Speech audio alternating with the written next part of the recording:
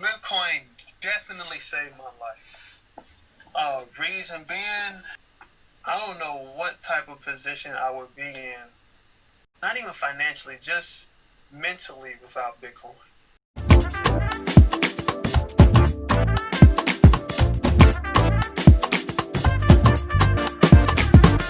Welcome from Peckham, South London, the new home of Bitcoin and all things crypto. This is the Genesis Block Education Podcast, and I am Bitcoin Baumalk. So guys, we are finally on episode 6. Well, for many people, this is not a big number at all. But for me, someone who said a few months ago that I'm going to try podcasting, to finally be 6 episodes down the line is quite an achievement for me. So I'm just really proud. So guys, so all I would say to anyone out there who's got any ideas to do anything like it, all I can give you is the Nike slogan: just do it. Just do it. Just get up and do it. This is the best time to get up and do that thing that you want to do. But before I move on to today's show, I just want to, again, as always, give my thanks, give my appreciation for anybody who spends time to download or listen to the show. Guys, we just want to thank you for your time, your effort, especially for the ones who are feeding back and writing the comments and engaging directly. We really appreciate it. It's so important to have your feedback. It allows us to be better, allows us to re-strategize and just focus on content that you enjoy. So thank you. On to today's show. Who are we talking to? Well, today's episode is entitled Bitcoin Saved My Life. Now, this is an episode which is going to do exactly what it says on the tin. And I'm speaking to none other than Bitcoin Vegan. So Bitcoin Vegan, aka Justin Rhedrick, is a cryptocurrency entrepreneur and educator based in the US. And Bitcoin Vegan credits Bitcoin and veganism as two major forces that radically changed the trajectory of his life. In this episode, as it's a Bitcoin focused show, we focus more on the Bitcoin element. However, given BV's journey, I'm sure you will be entertained along the ride. Just a bit of context. So when I first decided to get into the podcasting space, especially on the subject of Bitcoin Vegan was one of the first people I bumped in on social media. And from day one, he's been really helpful, really transparent, sort of giving me links, giving me support to keep pushing on in the direction that I'm going, which has been immensely encouraging. So we've been trying to put a date in the diary to do this for a very long time, and we finally knuckled down through, both of us having children. He's just recently had a son, I believe. We finally found the time to do it. As expected, it was an enjoyable conversation. In this podcast, we touch upon BV's journey from incarceration to being reformed to actually becoming a bit of a Bitcoin evangelist. We also touch upon the challenges facing entrepreneurs in this growing space and the transformational services he provides. But most importantly, we focus on how Bitcoin changed his life. Just as a bit of a heads up, guys, when I did this show, it was really late. We had to do this US time. And I'd already had a couple drinks. So as you can probably hear from my words, a bit of slurring going on, but it's all good. It was just a chilled conversation. And that is the nature of this episode. Just a conversation between two Bitcoiners. And obviously we are happy for you to come on a journey. So guys, enjoy. Like, share, comment, and I'll see you on the other side. Over to you, Bitcoin Vegan. Well, brother Bitcoin Vegan, how are you doing? Welcome to the Genesis Block Education Podcast. How's your day? Tell me about your day. What's been going on? Hop on, man. I am doing well. I want to let everybody know who's listening to this. Follow me on Instagram at Bitcoin Vegan. And send me a message. I want you to send me Bitcoin to the moon. Anybody that sends me that, you can send it to my Instagram, email, justin@bitcoinvegan.com, and I'll send you an invite to a discussion I'm having about Bitcoin, and also a chapter of my a free chapter of my book that I'm writing. Nice. In the future. You generous. Good. So message me, Bitcoin to the moon. Right now, I'm doing well, man. Just being a dad, new dad again. Congratulations. Welcome to Daddy Daycare. Yeah, this is my first boy's second child, and boys are real cool. They're real different. Uh, it's just real funny, and I realize like it's gonna be a journey. But as of right now, man, I'm doing good. Working to pump the message of changing your life, especially through Bitcoin. Surviving 2020, the pandemic year. Yeah. I don't know how it is in the UK, but It's it is rough. what it is. Yeah. However, I am enjoying making good decisions with some of the stimulus money that these governments have given out. So, that's where we are right now, man. So, Bitcoin Vegan, how did you get your name? Tell me about that name. And I know you get this. I know you get asked this all the time, but yeah, tell us about that name. So it was a point in time in my life when I was cooking vegan food at my house and delivering it.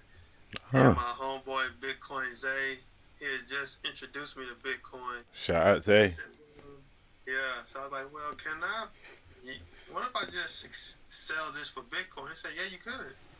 And so the name of my vegan company was Vegan on the Go, but I just ended up scratching off all of that when I really wanted to turn it into something different, to say Bitcoin Vegan. Like, I mean, nobody else in the world was doing it. So I said, hell, let's run with it. And since then, it's been, people ask me crazy questions, but I don't know. It just started sticking after a while. And now here we are, Bitcoin Vegan in it. And the real part of it to me was like I was just noticing like how outside the box it is. Like, I can literally grow my own food. I can mine my own money if I wanted to, or just like really have my own way of living off of those names. And it was just real powerful. Like, it helped change my life. Like, at that time I was just coming home from prison. I didn't have much of any damn thing. And I just knew my life needed to change, like health wise. I never wanted to stay on the same path as majority people. Yeah. Like everything I want to do is gonna be different. That's why I decided to go vegan with the help of Dr. Sabi.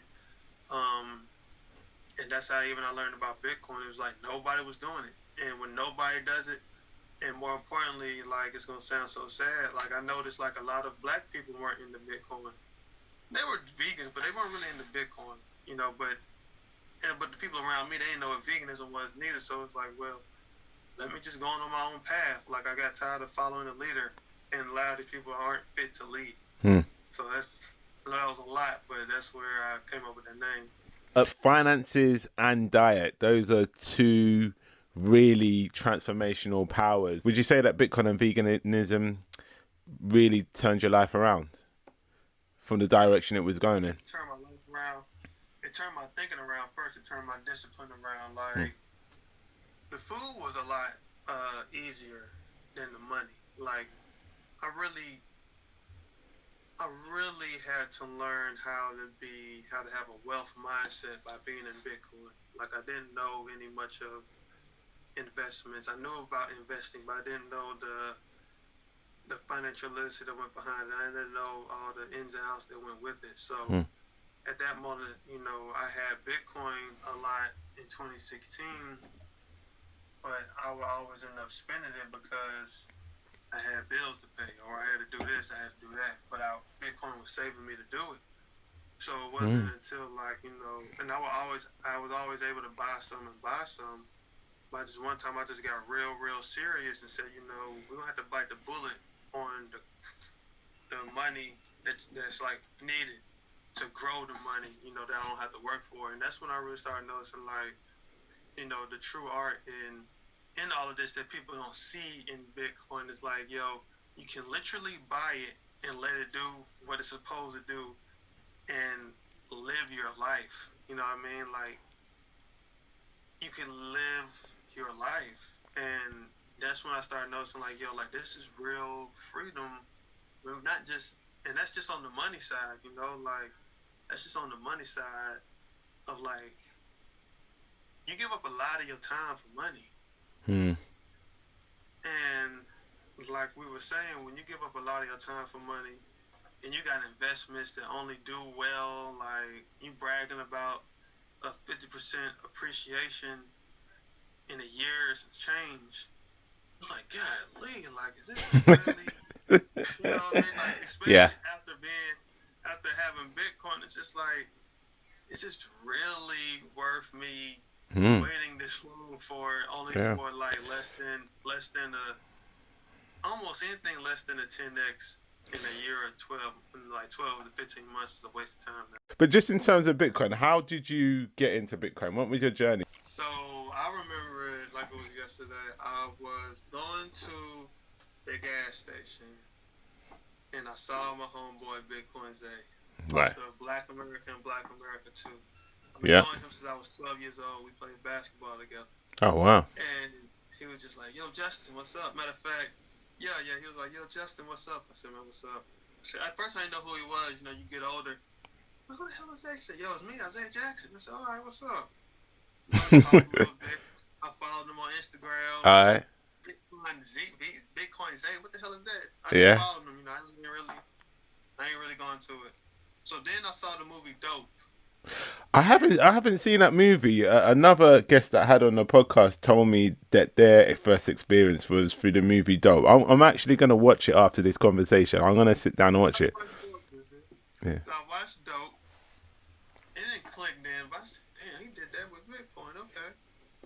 So then my mom had told me about this lending platform company. And matter of fact, they're out of it was a scam. They based it out of London called Coints British Investment.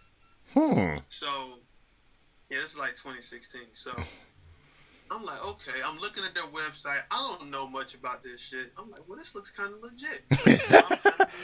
Compound interest, all the good jargon that don't mean nothing when it comes to Bitcoin, right? Yeah. And so, you know, I try to start taking my money out. I remember Zay told me, a few other people told me, I'm like, man, like, bro, that don't seem legit. I tried to take my money out. It didn't happen. So that was a lesson learned. But I said, all right, Bitcoin is real, though. So I hit up Zay again, and I was like, bro, what is this? I was watching this. I looked at his Instagram, and I watched how the price of Bitcoin was up, it was down, and how it was going up.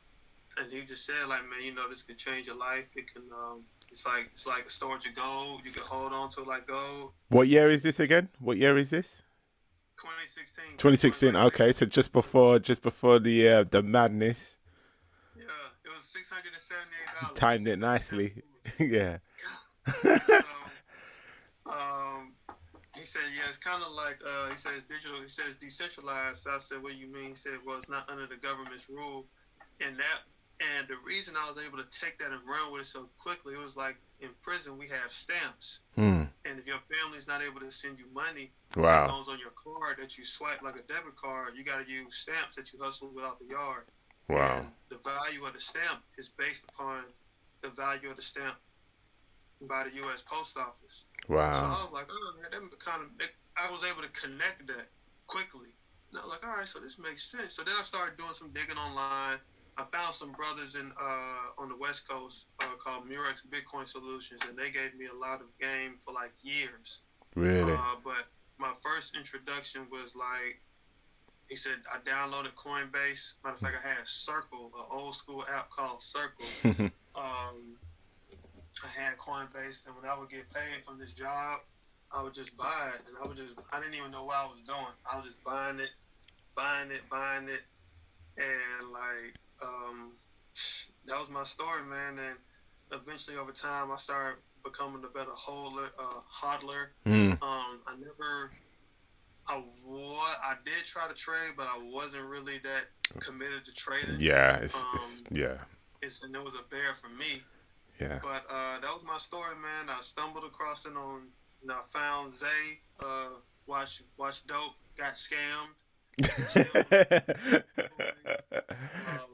And I think if you don't get scammed, you're not really. You have to lose some money right at the beginning, in the early days, or buy some shit coins. Just lose your money on some shit coins at least. Yeah, but that. You got to understand why this is valuable. Yeah, you got to really understand. totally. like this is not a game. So after that, that was 2016, and I was holding Bitcoin for a while, and then when Bitcoin had gone to 20K, Yikes! I was What did you feel? What did you feel when you saw it go 20K? Like how what was the feeling in your head? I felt like going online, like going to cancel to you or going to prison. Yeah. And all my friends in finances, they were trying to say like, you don't know what you're doing, blah blah this, blah blah that. That was me before. That was me. Yeah. And I just want to go online like, look at y'all, stupid. I knew it, but I didn't really do all that. But I ain't gonna lie, I was celebrating online, but Yeah.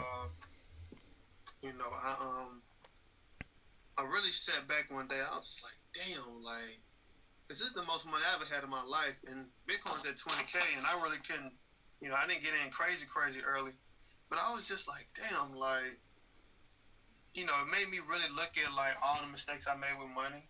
Yeah. It was a surreal moment to know like I can really build my wealth up on this. It made me realize like, what am I spending money on? Because really, like, I mean, I was a part of that run, but I still bought stupid shit. And that was what really opened my eyes to be like, all right, what do they mean? Like, you got to have a wealth mindset. And so, now, after that, and one thing I did, I never took it hard if I spent Bitcoin. It's just like, if you know the ways, the cycles, and you know how you can make money, just go get it back, do all you can. I never want to get caught up on thinking like, oh man, it's over. Like, it's not over, Yeah, things might change. You gotta work a little bit harder, but I'll be smarter. But it really just made me really look at like, oh damn, like I have knowledge of the greatest asset the world has ever seen, and I need to start using that like I know something.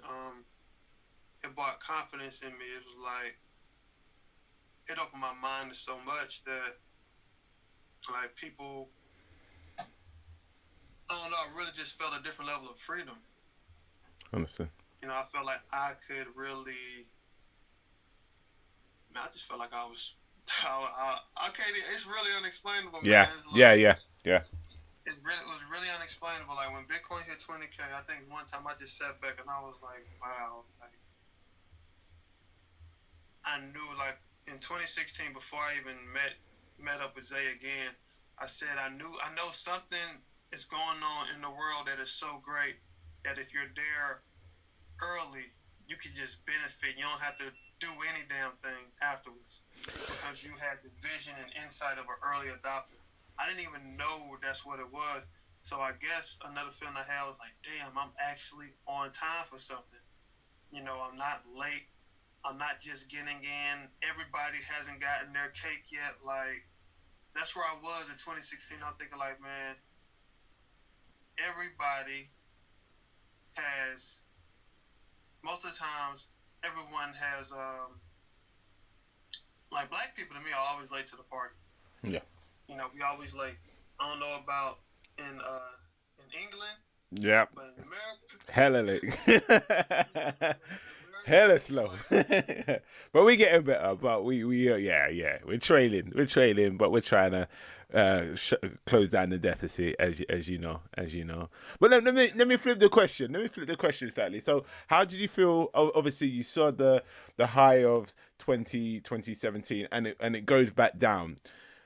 I'm assuming that you hadn't been through a full cycle yet, or a Bitcoin cycle. So what were you feeling when it went down to, was it $3,000 or whatever? How were you feeling? Surely it would have done something to your psyche, right?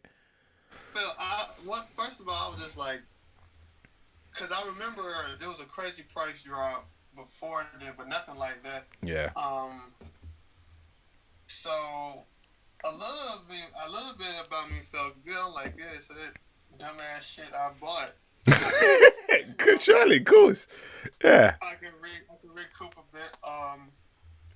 But that's where I noticed, like, damn, like, this is where the reality is. Like, all right. And it said, yo, Bitcoin will give you a chance. Like, it'll give you a chance. And so, like, to be honest, it started flipping my mindset. Like, yo, I'm looking forward to price drops. Yeah. Like, I'm looking forward, like, Yeah. Yeah. Totally. Totally. You're just waiting for the price to drop. like, Yeah. like I've been looking like, man, if Bitcoin goes to $9,000 right Trust me. now, I'm man, sweet. yeah, like I'm the guy now. Like I used to be like, man, go up to the Nah. moon. Calm Man, down. Yeah. man, you know what? Let's get this money down to $5,000. Like, I don't mind spreading some fear around. Like, yo, man, you see what they said they gonna try to do to Yeah. Bitcoin? Like, yo, see somebody shake their hand and sell. Like, I don't mean, it's just funny to me, but it's a game, really. Yeah. It's Like, game theory. it's really a game, and it's not as rough as it was back then. Like, Bitcoin was rough. Like, they was doing all the split wars. You Yeah. had all the attacks. You had, China shut down. Like, Mm-hmm. you had a lot of stuff going on, and it was like, yo, like, don't know if it really matter. Mm-hmm. I really started noticing, like, when it comes to Bitcoin, people do a lot of speculative. And we're not talking about the price, but people would say a lot of crazy stuff like, well, China has mining centralized, and well, they did this. Well, I'm like, yo, I'm not about to keep on working off of what ifs. All right, if the devs aren't saying nothing crazy, I mean, shit is still working. Yeah. Like it, but it's like it's still working. It's still working. So that's just that's what my mindset was. But right then, it's like, all right. At first, I was shocked like hell. And, people were coming to me like, man, I bought this. I mean, shit, I bought it too. But now, like you said, that cycle is going on to where people can notice, like, damn, okay. Like it was just like Bitcoin gonna give you a chance, and what you gonna do with it. So now I play a smarter game than I did before. Let's talk about you a bit more. So where are you from? Where are you from in the US? Tell us a bit about your background. Tell us your backstory. Well, I'm from Charlotte, North Carolina. Okay. Wow. I don't even know how to explain. I don't know how to explain that to UK listeners, but Well, I only know Charlotte, North Carolina because what's his name that does the Breakfast Club? Charmaine. So he's from South Carolina. South Carolina. Oh, okay. So I'm mixing it out. I know he's one from the Carolinas, but I know the history in the Carolinas is very rich. The North and South Carolinas. You know Michael Jordan, right? Yeah. He's from there. Yeah. So So I know there's a really rich history in the Carolinas. Yeah. So like I was sharing, I had gone to prison, and what made me so serious about Bitcoin when I was in high school, me and my mom, we lost our house, and that led to like a multitude of like just mindset things. What year was that? I was in 2007. Was it so in and around the global crisis? Were you guys victims of that? Wow. Like early. Some of the first people that early hit, by the housing market crash. And that same year, I witnessed like one of my friends get killed. And like my mind was just all over the place. Yeah. So I ended up going to school for 2 years, but I knew like money was tight, and I tried to go back home, make some things happen, do some things I ain't have no business doing. That led me to prison for 3 years. And when I came home, like I was dedicated to being better, having a better understanding of like money and just growing and being successful. Like, yeah. When I realized I did 3 years in prison, it's like, yo, whatever the process is in the real world is worth it. And so this entire time, I've always looked for ways to better myself, help people better themselves. And really, I had to really learn, like, it was a mindset shift, man. Like, I look at prison as a gift, really. It might sound crazy, but it was a gift to me because, I didn't grow up crazy, but I don't know. Like it was like I would have. I'm glad I don't operate out the mindset of doing anything for money. Yeah. You know, and when you do anything for money, you know, it leads you anywhere. You start doing stuff out of desperation, and you know, about that is it was just a lot. I noticed how a lot of people make decisions and end up in places they don't want to be because of money. 100%. Like, Would you say the impacts of obviously the global crisis, obviously your family losing at home, did that put you on that path to prison? oh yeah, Yeah. like, yeah, it was a seed. You know, it was a seed because when people think about getting back on their feet, sometimes they have this vision, but they don't have the details. It's like a vision board. Everybody has a vision board to where they want to go, but they don't really have a path to get there. And so then, like, you just start thinking, like, well, I'm going to be back on my feet and doing this by this. And it's like, you know, it doesn't really go like that. And, you know, you start just having different thoughts about, you know, how we're going to get this money or how we're going to, you know, come up. And you see, one thing in the black community, we see a lot of, like, rappers and athletes. And everybody think like, man, I got to get it like that. I got to hurry up and get it. And it's like, No, you don't. You could, but it's still gonna take time. Yeah. You know, like you hear people always say, "Well, I did this." Like every time I hear somebody online talk about, "Well, you know, I took $20,000 and made $100,000 in 1 year." It's like, all right, that number itself might have happened, but it took you years to know how to do that. You know what I mean? Like it took you years to get that 20K. So you could turn that 20K into $100,000. Mm-hmm. Like it took you years to acquire that knowledge. Like we don't really look at acquiring knowledge, and it's a different level of knowledge that you have to acquire if you want to understand the game of wealth. Even if you buy 100%. Bitcoin, you still want to understand the game of wealth because you could be asked out quickly, very quickly, and it's a sad thing when you really notice like how many people are really just going to be, you know, on the outside looking in. Mm-hmm. And so, you know, it really just changed my mind to be like, all right, someone just told me, said, man, everybody wants fast money, but the slow money is what runs the race. You know, you have to be committed to something different, man. And so that's why I just started noticing like where I really needed to be so I can take advantage of anything that happens. Why is Bitcoin important? Why do we need Bitcoin? Well, the world needs Bitcoin, in my point of view, because they need freedom of money. They need to know, like, number one,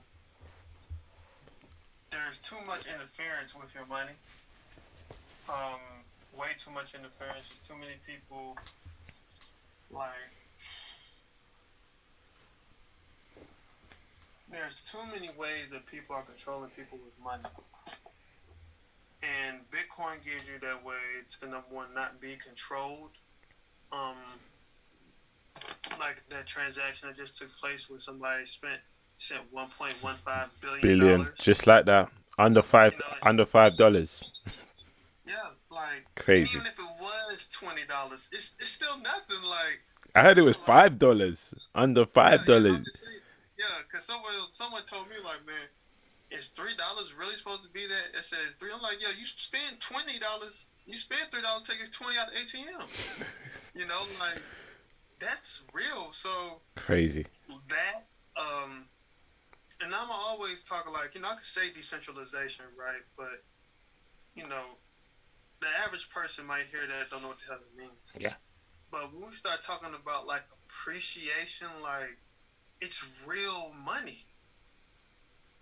It's real value. You know, it's that type of value you feel good about holding on to. It even makes you look at like it. The world needs it because the world has been led astray for too long, and it's time for the truth to be told. Like the truth to the fractional banking system we live in, the truth to that rat race that people live in, 9 to 5. It exposes everything. It even exposes like the disparities that COVID-19 has brought about. Like it's just going to show you like there's too much control. And there's probably going to be more. There's probably going to be more controls coming in as a result of COVID-19, and and that's tragic because people really aren't living the life they want. They don't even have that seed to live the life they want. Like even if you have Bitcoin now, and you might have just bought Bitcoin since the pandemic, and you're already seeing like let's say your money's already tripled since March or since the beginning of the year, whenever. It's like that feeling that you and I have. That's what people need.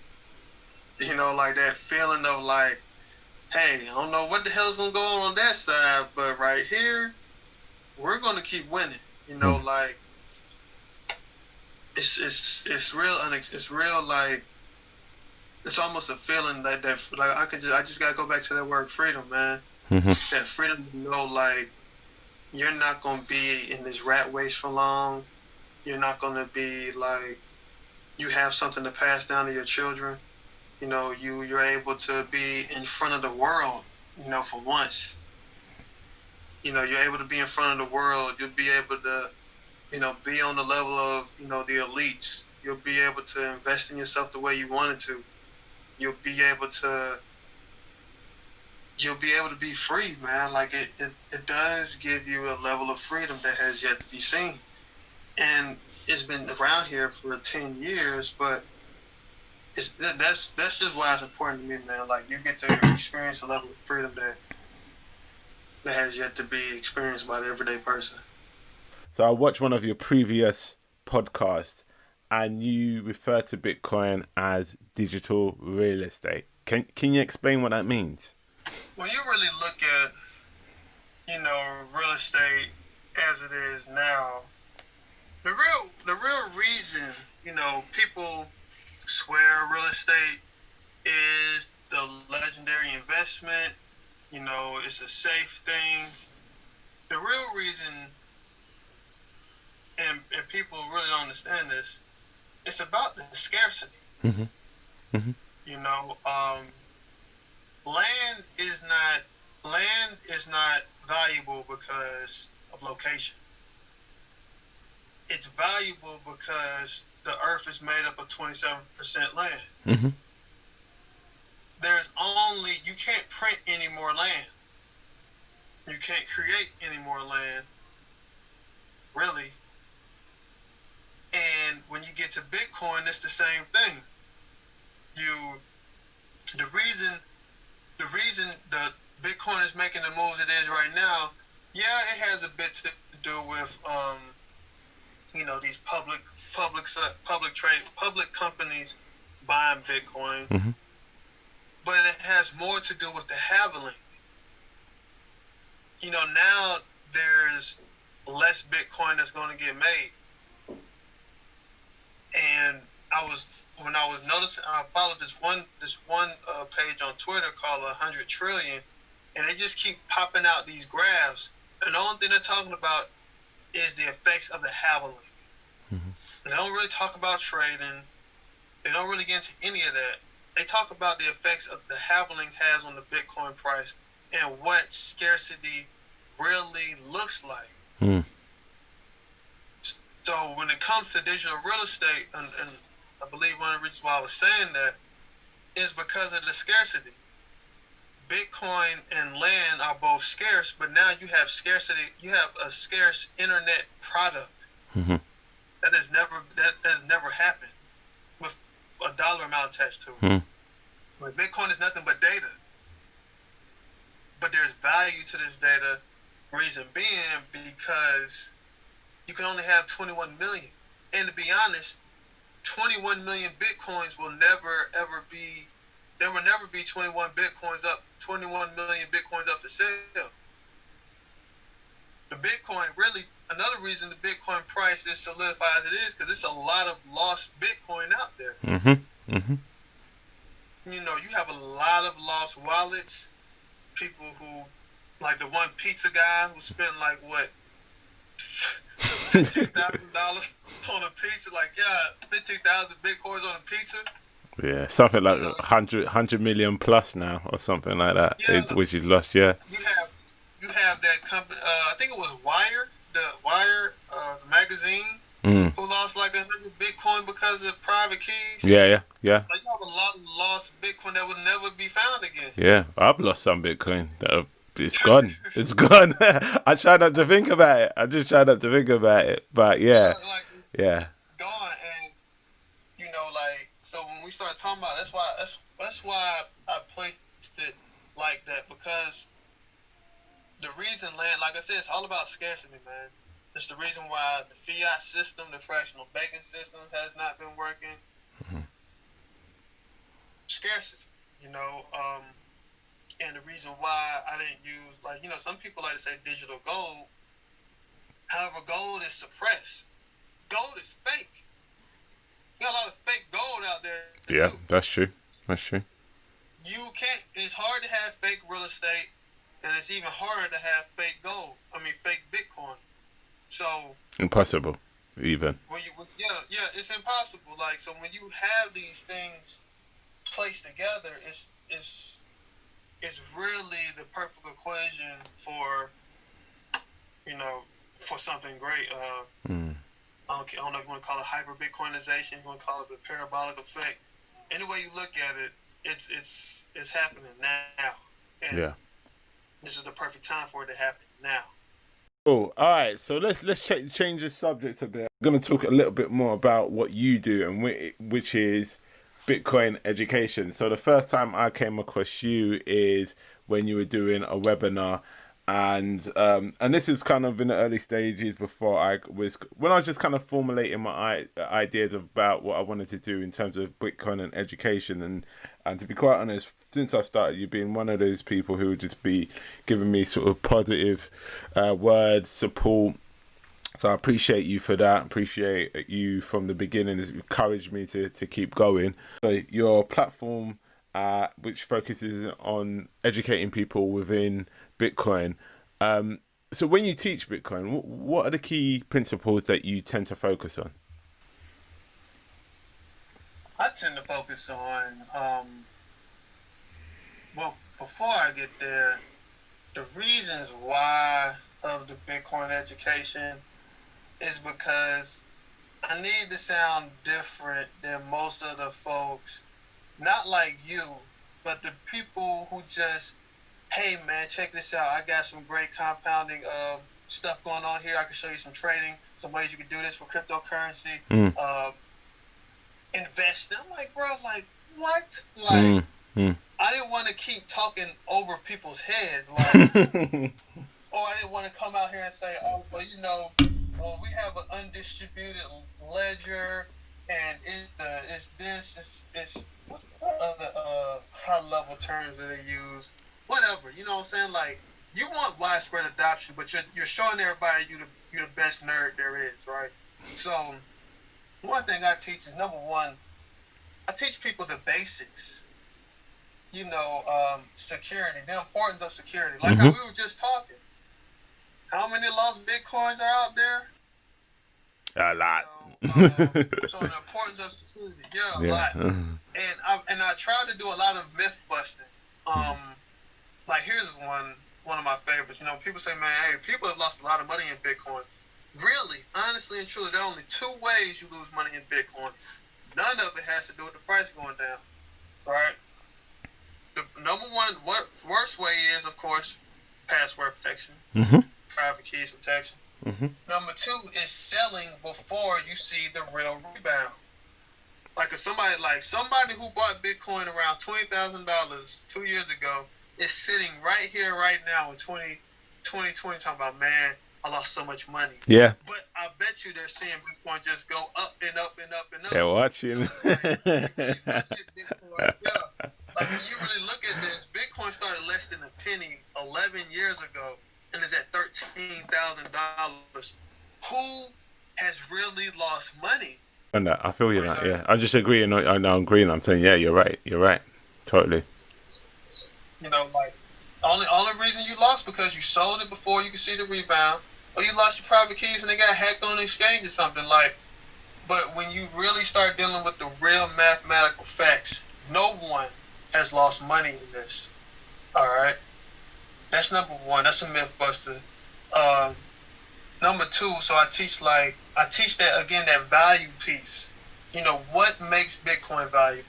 Because the minute I realized what made Bitcoin valuable, I started looking at every single type of thing in the world, precious metals, like uranium, currencies. I try to really, all right, what is out there better than Bitcoin? Nothing came up. Like, it was all controlled. It was all controlled by somebody. And you know, the proper use of Bitcoin, like in a decentralized way, like I give you the centralized way and a decentralized way to use Bitcoin. Of course, I push one over the other a little bit more because I'm biased. However, it's important to get in front of the noise that the scammers make, because the scammers, the hackers, the quote-unquote traders, they make a lot of noise. You know what I mean? Yeah, yeah. And they have people out here doing things. They're like riding a bike with no training wheels. Like, y'all don't know anything, and you're giving up on the world. Like, I get tired of watching people give up on the world's greatest asset because they don't know what the hell it is, because they're falling, because their greed is having them fall for getting rich overnight. No one, like, do you think the people who had Bitcoin in 2009 got rich overnight? Hell no. Think about the people who were part of the Mt. Gox hack. Nobody got rich overnight in Bitcoin. No. They just got really wealthy because of discipline and staying in it. Like, look at Julian Assange of WikiLeaks.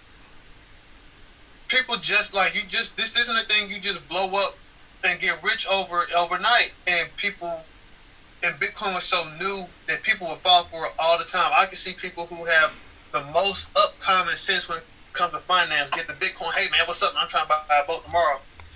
If you could buy a boat tomorrow, you don't need. If you're looking to buy a boat tomorrow, you have enough money to buy the boat today. People really needed to open their eyes to this, and it has to. And I feel like the course was what it is. You know, it's this. I call it the "What is Bitcoin?" You know, what is Bitcoin online course, because it's just too many. And it's sad. It's been around 11 years, and the same people keep buying it. Me and you. You know, like, I mean, we want widespread adoption. How do you get widespread adoption? You got to at least show people, you know, what it's like. And, you know, since, you know, we've been around a while, 4 years in Bitcoin is like 10 years really in the real world. And when you have that much experience, that much insight, you have to start really trying to show people, you know, there's a whole different way of life out here than what you are already living, and you are still stuck in a millennium that is never. When I first got into Bitcoin, I remember my barber asked, this is about asking me about Bitcoin, and I'm an accountant, so I've been working in finance, studying accounting, economics. We're talking 22 years I've been doing it. So people in my community will normally reach out to me on financy things. And so my barber was just asking me about Bitcoin in 2015. And I said straight up to him, it's a scam.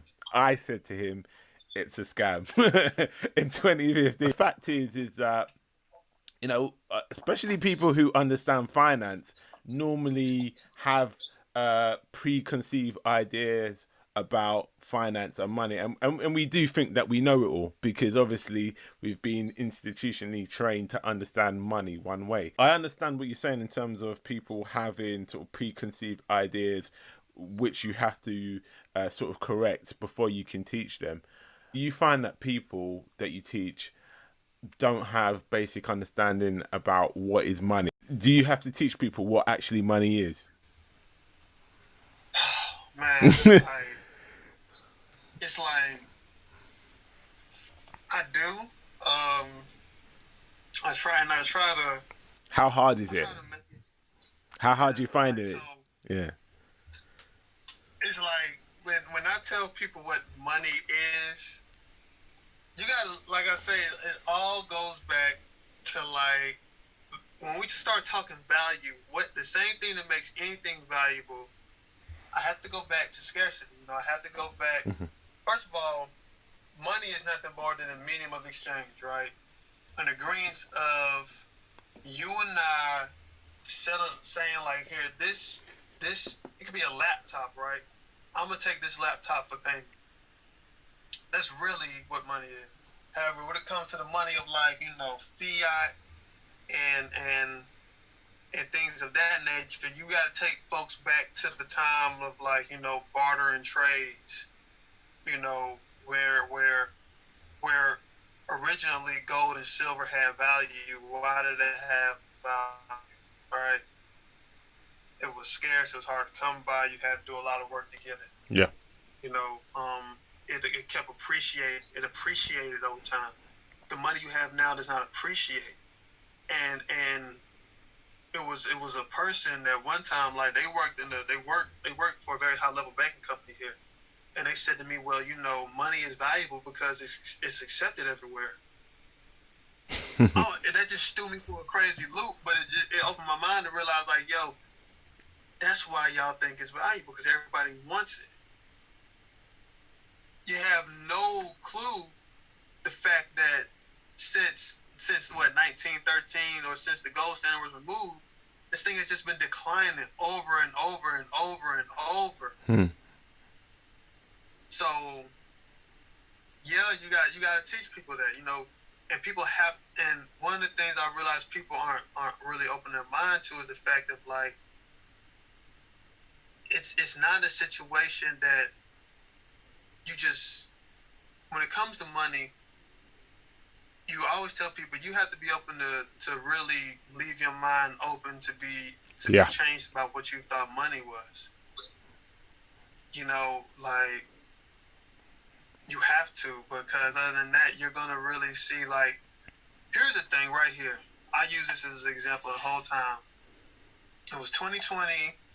They started doing the stimulus checks, and I would go to, like, a fast food joint to get some fries, and it would say, can you please come with exact change? We're experiencing a coin shortage. And I started noticing, I'm like, what the hell y'all having a coin shortage? When it's not made out of silver. Crazy. Quarters, nickels, dimes. Yeah. They're not made out of precious metals. Why the hell is there a shortage? It made no sense. Like, why is there a shortage? Just go print off like you do with the damn money. Like, there should be no shortage. Right? There should be 100%, no shortage. 100%. Because if it was really made out of a precious metal, it'd be worth more than 25 cents. 100%. Yeah. Like, companies are worth more than the money you're giving them to buy the stock. How is that possible? Like, that's like, it started, like, it really started baffling, but you really think about it, like, you are printing more money, stimulus checks, unemployment, whatever. The feds just said, press the printer button. But we have a coin shortage. Why? How is that happening? And now, and it's crazy, man. Like, I just read the Wall Street Journal. I heard someone saying on YouTube, now they're expecting to experience a cash crisis. But here's the thing, though. How are you having these shortages? And if it was really valuable, like, the price, like, the money should just start going up. Like, it just started breaking all the laws of supply and demand. Yeah. It breaks all the laws of supply and demand. Like, we have a shortage of money, but they're printing more money, but you don't have any more coins. So I have to bring you exact damn change that I don't have. there's a shortage of coins in America, but a quarter is still worth 25 cents. How is that a shortage? It makes no sense. Like, it makes no sense. How is there a shortage? And let's say, okay, so I'm out here, I'm looking like, well, let me hold on to my quarters because they're going to be worth something. They're going to be worth the same 25 cents. 5 years from now, they're going to be worth the same 25 cents. Yeah. And in 2020, we have coin shortage, and I done held on to this quarter and then not appreciate not one bit. What is this quarter really made out of? Once you have taken the pill, the red pill or the and to be honest, like when you asked me about the 20K question, that's where the pill, like you know how you watch capsules on TV and the capsule breaks and dissolves again in the bloodstream. Yeah. That's when the pill really started dissolving in the blood. I was like, wow, that must have been surreal. Like, wait a minute, hold on, like, wow.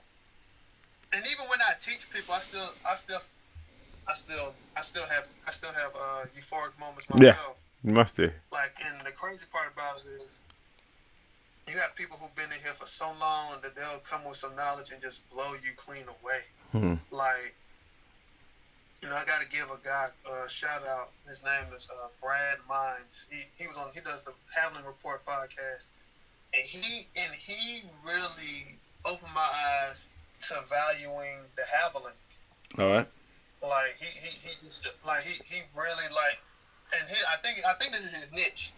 His main purpose is to educate people on the Haviland. Okay. And the Haviling's effect on Bitcoin. And I mean, that's not a bad play. Yeah. You know, it's not a bad play. It's high level as hell. Like I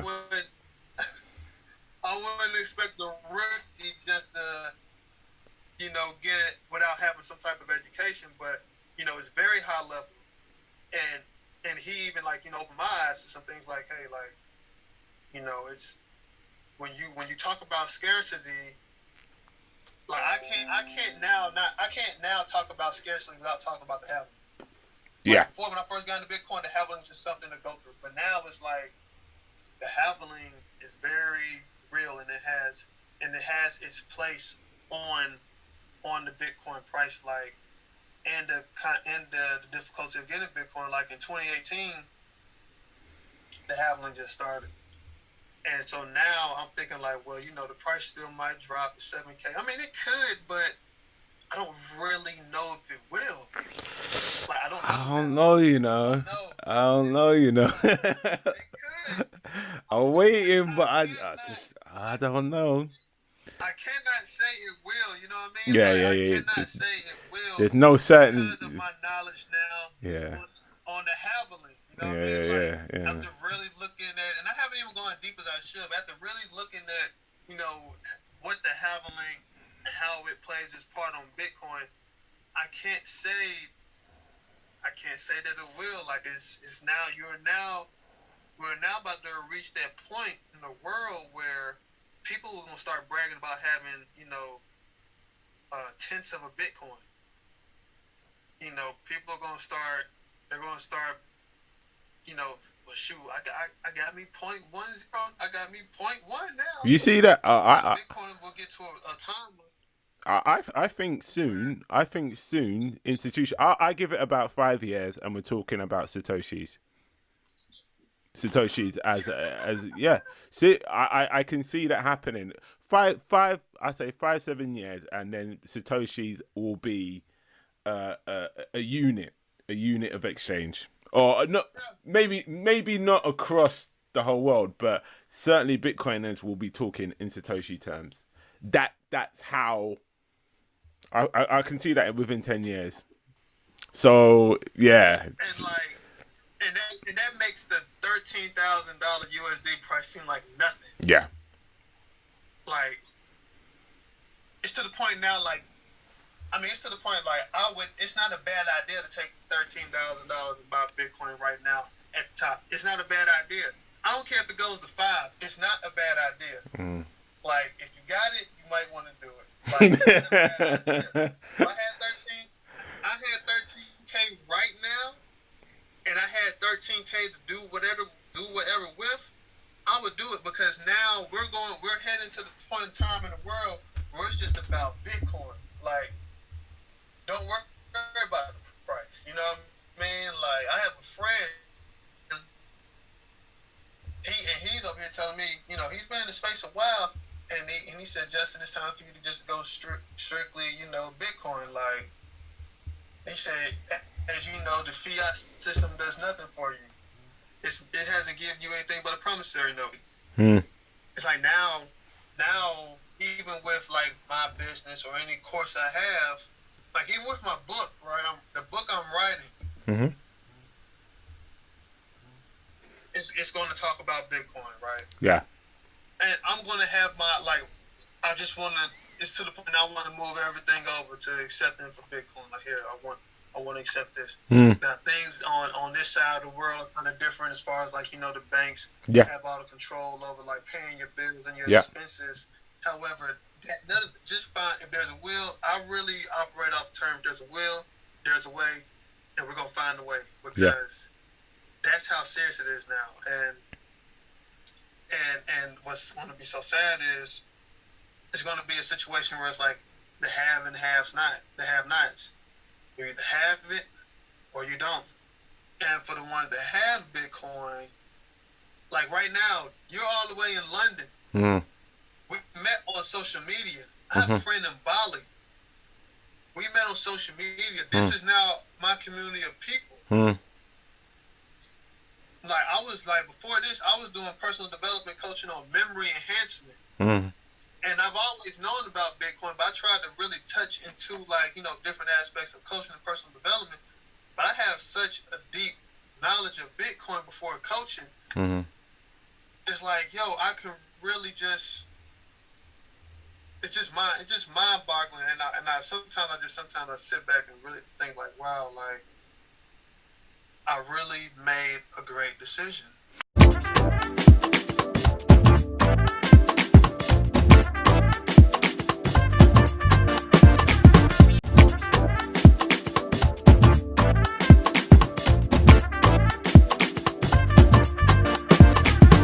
Let me ask you something quickly. I guess it keeps me awake at night a little bit. Do you think that this Bitcoin situation will just basically amplify the haves and have-not situation? Are we really making a problem worse by Bitcoin? I can say it like this. You have the people who establish wealth. First of all, you're going to have the people on the far wealth side who are old money. Let's be honest, their family probably got slave money. Yep. And they're not really a lot of those money. people floating about. Yep. And then you have the people who are in the midst of that have both of Bitcoin and old money. Like, I think this is a global name, the Winklevoss twins or something like that. But then you have, like, this new class of wealth that's being created.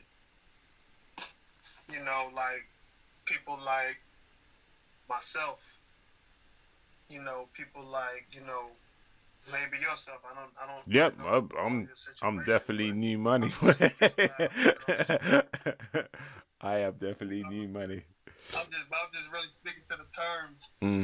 But and sometimes, man, like, you have to be honest. Like,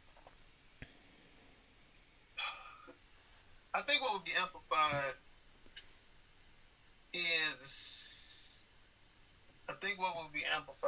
is the definition of an early adapter and consumer.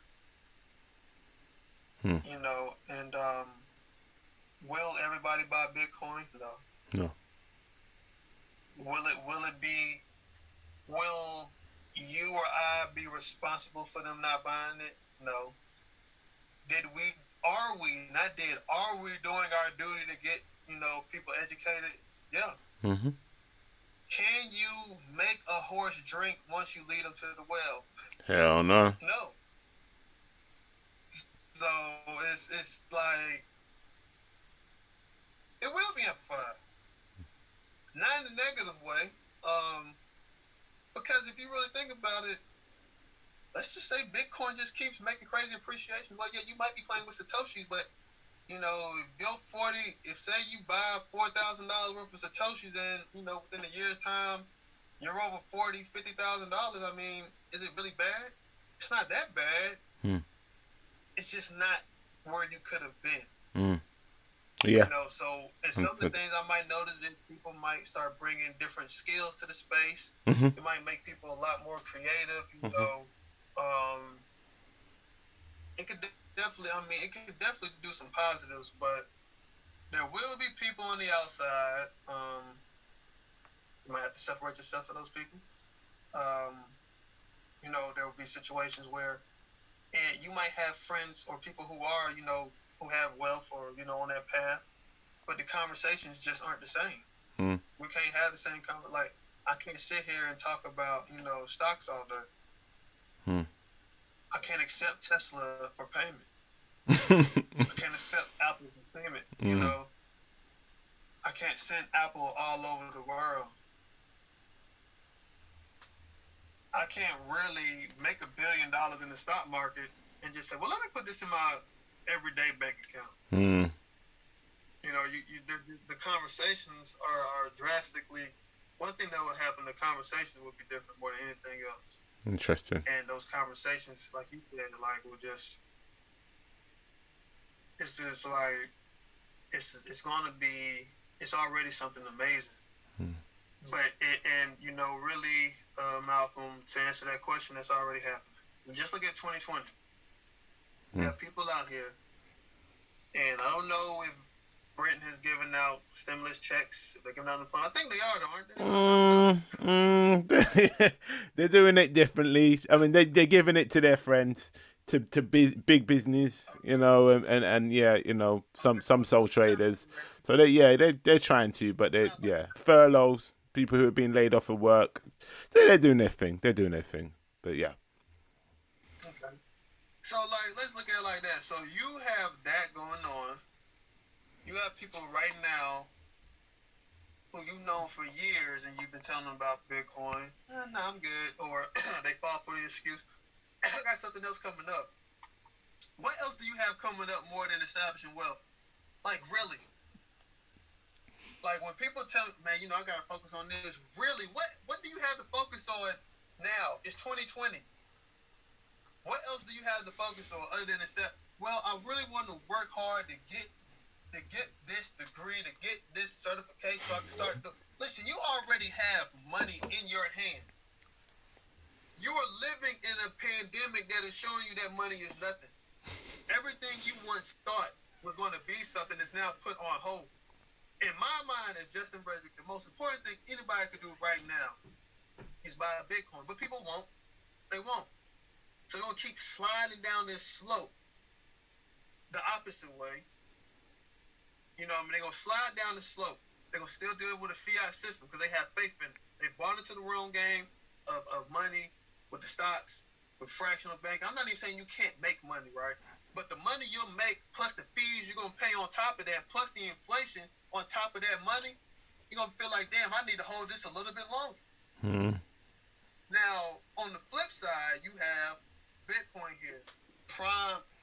I don't know what Satoshi is. I don't know if it's a human, if it's alien. Don't know. I don't know. But Satoshi has built a mechanism made just for this. That's why Bitcoin has been able to at least triple in price. I remember Bitcoin being like $5,000 in America. I mean, $5,000 USD March 10th. We had $13,000. It's almost like triple. You know, you almost triple your money if you bought it then. You have that happening right now, right? And people are still making decisions to do something different. So it will not amplify. It might amplify, you know, poverty, half and half not, but more so it's going to amplify poor decision making. It's going to amplify, like I said, early adapters and consumers. That's what will be amplified here. And it's going to amplify a mindset because you might have someone out here right now who is thanking God for stimulus checks and unemployment. And if you are, I'm glad something happened for you. And they could have been that person who was dead broke but smart enough to be like, hey, if something happens with Bitcoin, I'm going to do it. And they got this opportunity and took advantage of it. Decision making, early adapter. they have the money? They probably did. They just didn't know they did. But now they know they do have it, and they're doing better with it. You know, see, so you have those situations that are coming out now. But when it comes to that have and have not situation, that conversation, and will it be amplified? The reason it will be amplified won't be because of Bitcoin. It will be because of decisions. It will be because of people not educating themselves. It will be because bought into the wrong system, and you're so fixated on wanting this to work that you can't notice something is already working. Like I asked a person the other day, when I'm doing Forex trading and I'm really trying to get this together, I'm like, yo, let me ask you this. What are you doing? Like, really, let me ask you something, honestly. Like, I'm not knocking your dreams. I'm not saying, like, you know, I'm not saying none of that, but really, are you doing this for generational wealth, or are you doing this to say I'm a Forex trader? Because if you're doing it for generational wealth, there's a different thing you could be doing with that money. Like, I look at I came in Bitcoin broke as hell. So every single dollar, I just read this, my homegirl, Sabrina Abraham, she has a ebook called Financially Lit. In there, she says, every decision you make with money will either build you wealth or increase poverty. I had to live like that when I came home from prison. Like, I would make $100 stretch. I worked crazy manual labor jobs, $12 an hour, 12 hours a day, no insurance, back-breaking jobs. Every dollar I made was given off of a crazy amount of energy. So I had to look at my money carefully from the get-go. What am I buying? What am I wasting my money on? And when it came down to it, this is why I am the way I am about Bitcoin. Like, I do not sit here and say, like, other investments aren't worth something for other people. But for someone like me who came in with $0, I want to make every dollar count. It had to go to what I saw and what was proven was winning. You know, and that's how I've changed. That's how, you know, that life-changing thing happened. Is like, what is really winning? You know, what is winning? How is this going to change? So that's how, you know, it's going to amplify. Like, knowledge amplifies things. But if someone is making these decisions, it's because they bought into the complete wrong system. Right. And that's just how it happens. That's how it goes. And you want to be a part of that conversation. You want to be a part of that crowd because it's proven. It has history. 200 years of this, that. Yo, everything has to come to an end sometimes. I just want to quickly jump onto your transformational services. Tell me more about that. Well, I went through a major transformation myself, man. As you can hear throughout this whole story, a lot of it had to do with like coaching. Like, I started out as a life coach, health and life coach, down to mindset. And I really fell in love with human productivity, like increasing the productivity in the person. Because, like, the most valuable thing outside of Bitcoin is you. You know, so and I've always been fascinated with how you can get people to be better than what they are. So, and if you want anything in life, you have to go through some type of transformation. And so, you know, I went through a major transformation. I had coaches, I had people even in Bitcoin help me along the way to guide me, you know, to be that guide. So I wanted to be that guide, but I wanted to have real skills with, you know, being that guide. I just don't want to be someone to give you some motivation and say you do this and that and third, then tell you to watch a bunch of YouTube videos. Like, I am the YouTube video. You know, I want to be that person that can actually provide, or just to be that guide for someone to see how great they can be. You know, it's not all about how great, some great things I've done. It's all about how can you bring greatness into someone else's life and see how they can change, and it's really been something I pride myself on, like not taking excuses or not just looking at life and accepting what it is. Like that's even why we even bought Bitcoin, right? Like we looked at what was happening and we didn't accept it, and you went out there and created something totally different. So that's why I took that transformation piece and really wanted to amplify people, their life and their experiences in life. And do you provide these services to anyone, or is it specific? Is it working with ex people who were incarcerated, or who do you provide these services to? I've never worked with anyone that was incarcerated. Really, So everyone I really. worked with were just Okay. Every regular day people. Okay. I would work with folks incarcerated, but I just have not.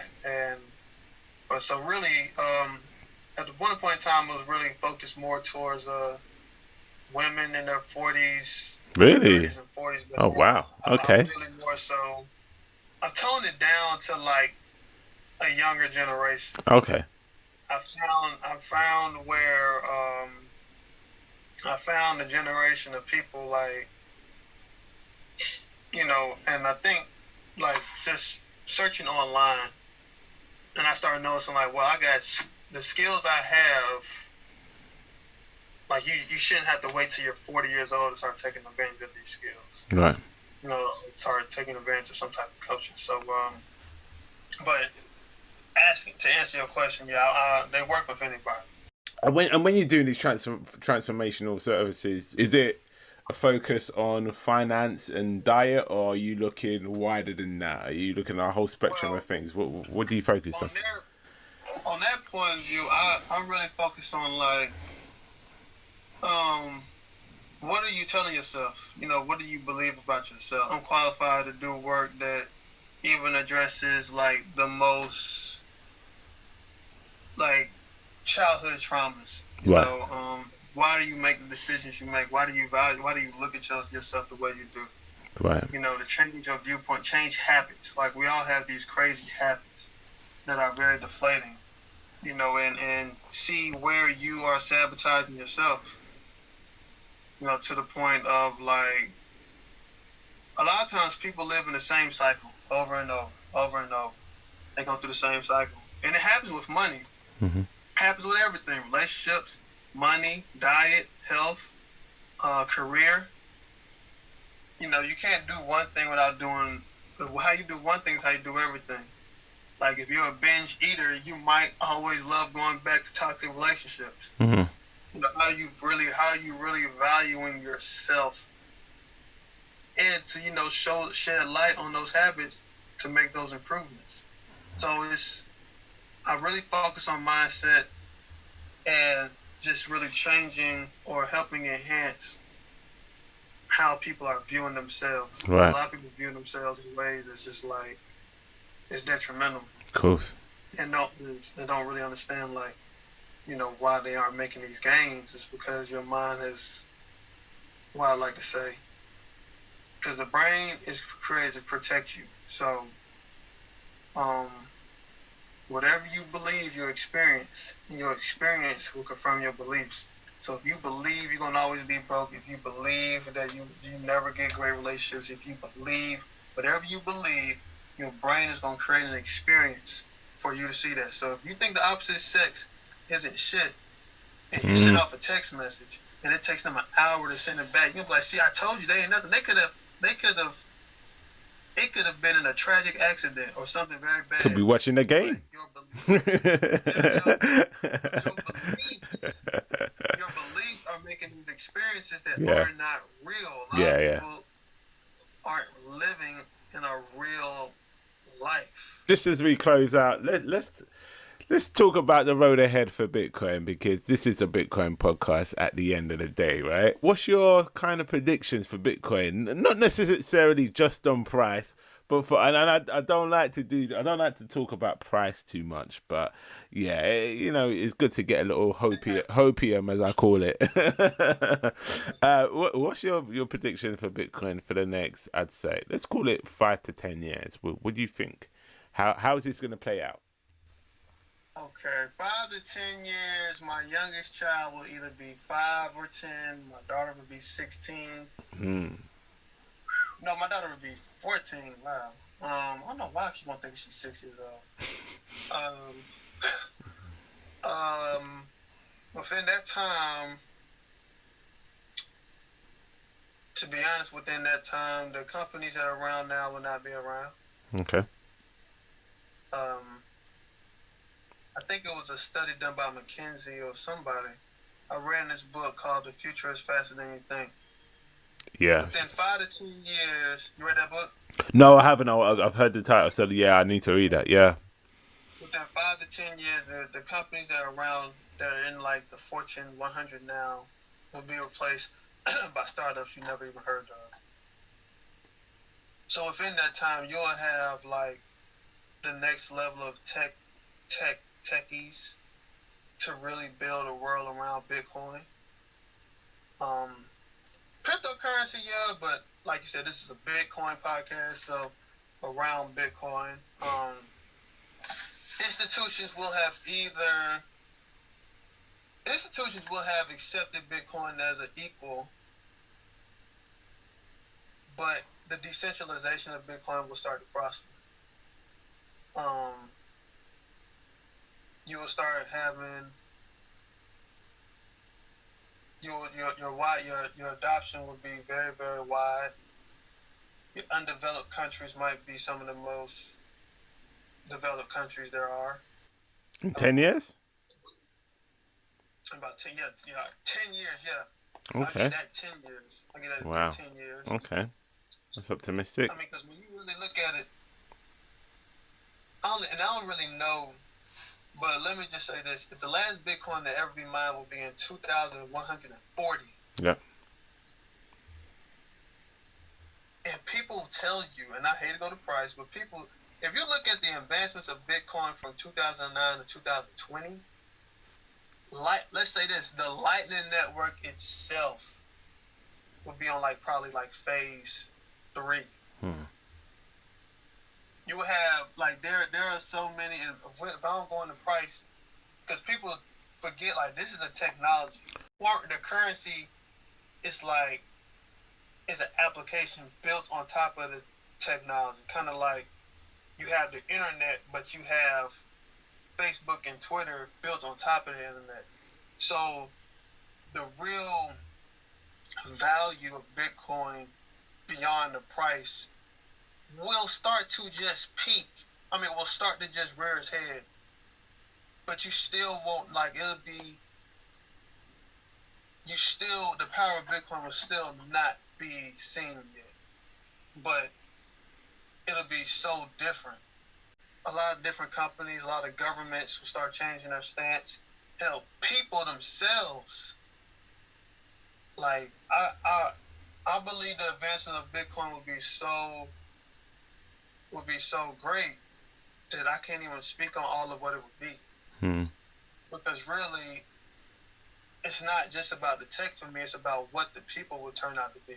We both have children who will be 10 years old. I mean, when I was 10, it was 99, and tech was just taking off. But look how easily I adapted to technology. You're gonna have that happen with a new wave of children. Born into it. You're gonna have children born into cryptocurrency, born into Bitcoin, and that in itself is gonna make it it's gonna make it a different thing. I really, as far as advancements, adoptions, I can still say within 5 to 10 years we still will not. We will be so far along than we are now, but we still will not see. It'll still just be a glimpse of what Bitcoin can be. Interesting. And I say that because there's Moore's law, then there's Rose's law, and I get this from that same book. You have a lot of technologies taking off right here, right now, and their convergence is going to happen to where people think quantum computing is going to be the death of Bitcoin. However, it's not. It's going to be what amplifies Bitcoin and other technological advances. So what you see now in 10 years, you're like, damn, that's so old. Like, look at how we look at cell phones from 10 years ago. That's how you're gonna look at Bitcoin. Crazy. 10 years ago, that was 2010. I had like the BlackBerry. Yeah. You know what I mean? Yeah. I had the BlackBerry. Yeah. So it's crazy. I can't really say. I mean, even the devs can't really say. You know, like, you think people have more nodes, they have more knowledge of Lightning Network, payments will be faster, they'll be more secure. But what that would look like, I don't know. Just to echo your point, I think what we or what people forget is by investing and buying into Bitcoin, you're actually buying into a pool of intellectual capital in terms of engineers, developers that are congregating that the world's never seen before across the globe, all securing this network. This is on a volume that we've never ever seen before congregate on this one protocol, and you're actually buying a piece of that. And that is, and they're going to protect Bitcoin with all their life because they're invested in it. You're technically buying into the future. You are. There's just no doubt about it. But yeah, that's something I even often forget. But when you just really sit down and think about it, you're actually buying into some of the cleverest people in the world. And I think a lot of institutions are starting to realize that. They're really opening their eyes to that now. All right, just to close out, what can people read? What books do you recommend? What kind of YouTube videos, people to follow do you recommend? People who just want to kind of widen their understanding about Bitcoin and just the whole conversation around. Yeah, go on. So, oh yeah, thank you very much. Of course, Genesis Block Education. Yeah. Of course, Bitcoin in Black America, Bitcoin in Black America too. Yeah, shout out Bitcoin Zay. Yeah, I think the Bitcoin Standard is a good one. Follow me. And I kind of like that page. Follow my man, the Havlin Report. But I kind of like that page, 100 Trillion, and just how they talk about like the different way of looking at how Bitcoin can work just off of a scarcity level. Follow my man's Cryptomaniacs. Yeah, I'll post this stuff. Yeah, Cryptomaniacs, they do a great job of making illustrations. How did they do it so quickly? I post their shit now. I'm just gonna be straight out. I post their shit and I just put them in the credits. Yeah, shout out Cryptomaniacs. They're just too quick with it. So, yeah. And I really don't know where the hell they came from, but here they are. Oh, shout, yeah, big up Cryptomaniacs, man. Yes, sir. Got them illustrators on deck. So just stay in the know, man. Like, stay in the know. Stay in the know. How can people get in contact with Bitcoin Vegan, hear about yourself? How can people follow you? And how do we get hold of your vegan recipes? I want some vegan recipes. That's what I want. Oh, man. I haven't had vegan recipes in a while. Nah, you need to get them out, man. That's how you get people in. Get them in. Listen, you might be right. I might just drop one. I'm going to drop a few probably weekly. But you can follow me on Twitter, Bitcoin_vegan. Facebook, no, not Facebook. Well, Instagram, Bitcoin Vegan. You can always email me, Justin at bitcoinvegan.com. And again, anybody that's listening, you can hit me up on any of those platforms. I just want you to message me, Bitcoin to the moon. That means you've listened to this podcast.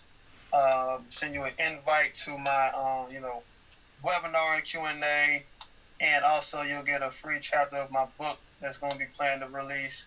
The book isn't all about Bitcoin, but it is, we'll talk about it. But you got a title? So the title is going to, so here's a unique, I wanted to be based upon the orca whale. Reason being because one day I was just on YouTube and I was hearing people say like, the orca is an apex predator of the water. And I used to think it was the shark. But when I really looked at it and why the shark was just popular, but he wasn't the king of the sea. He wasn't. the orchids operate off of intelligence. They operate off of communication. They operate off of working in groups. So and that type of thinking, apex thinking, wanting to be the best of the best, is what attracted me to Bitcoin. What I mean? It attracted me to wanting to have a piece of what's happening in the world that's the best of the best. How do I eat? And that's what something I even put in my coaching is striving to be the best of the best. Like people think I'm a bandwagon fan of Floyd, Tom Brady, R.I.P. to Kobe Bryant, but I'm not. It's all about what goes on up here for them to want to be the best. You know what I mean? But so it talks about my life and how I picked up on signs of being the best and wanting to even just build my life around that. So that's the title. That's a little bit about it. And cool. It's gonna be pretty dope. Cool. Look forward to reading it, man. So let us know as soon as it's out, and we'll post it all over Genesis Block Education. And just for one final question from me is, did Bitcoin save your life, and why? Bitcoin definitely saved my life. Reason being, because, man, I don't know what type of position I would be in, financially, not even financially, just mentally without Bitcoin. And I might be still thinking man, I got to be in this rat race, 9-to-5 rat race, entrepreneur rat race, savings, you know what I mean? Or traditional investments, or really, I would have to be susceptible to really bowing down to the powers that be a bit, to the way things are. Not being myself. Honestly and truly, without Bitcoin, I don't think I would have been able to be my creative self as much as possible. Because I'm not saying I couldn't, but it's it's that much, I have that much confidence in my decision making personally. I could do whatever, So, yeah, it saved my life. It's made me look at money differently, but it also made me look at myself differently. What am I surrendering to that I have no business doing? And, it's opened my mind up to be a great, a great person, a great thinker, and just to be on the cutting edge of life, and allow me to know what it looks like to be early to something. I don't know how much I can stress that. I'm glad that I can say I'm early to the party. I'm very early to the party. Cool. Keep it going. Keep up the good work, brother. Thank you. Well, you do the same, man. So, guys, what do you think? I really enjoyed that conversation. Yes, I had a drink or two, but I wasn't intoxicated. But it was definitely a good conversation. So this show was really more focused on BV, as I call him now, on his journey. Within his journey and within the conversation, he dropped so many knowledge bombs. So guys, if you don't understand anything, or if any bit of information went over your head, just reach out to myself, or obviously reach out to Bitcoin Vegan. I'll share his contact details at the back end of the show. Now, we often hear stories of people transforming. You get a lot of these what do they call them, these Tony Robbins, Tim Robbins, a lot of these talkers. I forget what they're called, the personal motivation coach. You know these guys who just talk a lot and for a living, and just, as we call it in South London, they gas people up for a living. But this is not what Bitcoin Vegan is. Bitcoin Vegan is the reality. He's someone who has been at the bottom and has turned his life around.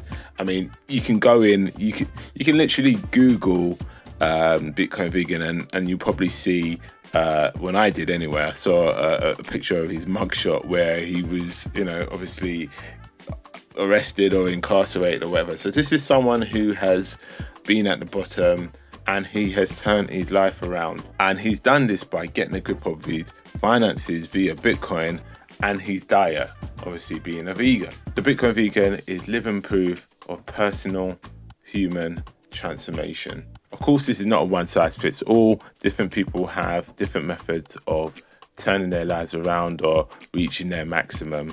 And obviously the Bitcoin route worked for him. Sometimes on your journey of transformation, you have to be willing to face yourself and ask yourself questions that maybe you've just been avoiding or been putting off, but it has to be an honest process. And what I love about this conversation with Bitcoin Vegan, he was honest and open. I mean, for me personally, my takeaway is getting involved in this Bitcoin space has most certainly transformed the way I see money and finances. And that had a trickle down effect onto how I spend, how I invest, and what I see as valuable, and also how I look at wealth creation and inheritance and what legacy I leave for my children. If I do have more children, obviously I've got a little one now, and I really do feel that I have swallowed a red pill or blue pill, whichever one it was, that has really opened my eyes on certain things. So ultimately, Bitcoin Vegan has extracted key principles around Bitcoin, implemented them into his life, and he's now using those key principles to deliver transformational services to people who also are on that journey of change and improvement. So as far as I'm concerned, he's here to make the world a better place. So if you want to reach out, if you want to engage, if you just want to have conversations with Bitcoin Vegan, please check the show notes. All links to his contact, products and social media are captured in the show notes. And to close, I'm going to say he's got a great energy, great spirit, and as long as I'm a podcaster, which I guess I am now, I'll utilize my platform to post the positivity that he's doing. So guys, please, again, as always, like, share, comment, engage. I've added that last one in. Engage with us, talk to us. What can we do to be better? What do you need to know? I'm Bitcoin Biomounts, and this is the Genesis Block Education Podcast number 6, baby.